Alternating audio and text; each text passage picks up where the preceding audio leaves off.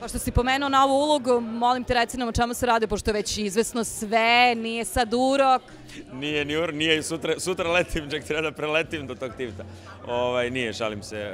Mirjam nova, da, i otuda zbog epohe treba malo produžiti kosicu.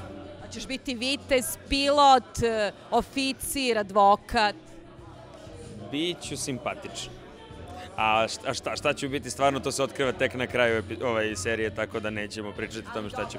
Ali dobro lik, pa kako, ja sam jednom igrao jednog tog negativca i dosta.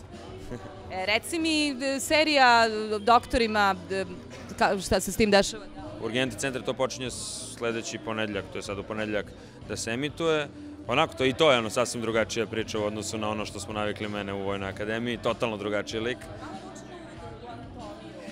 Ne vuče ni malo na uvodu u anatomiju, vuče na adaptaciju, to jeste adaptacija i Ara, čuvenog koji je proslavio Klunija, Gorana Višnjića i tako brdo nekih glumaca, tako da to je adaptacija toga.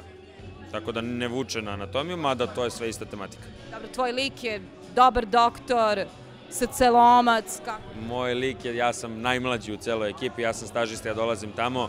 Ja sam stažista koji se onako nijotkuda nađe među tim iskusnim vukovima u urgentnom centru i mora da se nađe. Kako to uspevaš? Pa trudim se, trepćem i trudim se. To. Hvala. Hvala i tebi. Jel brzo?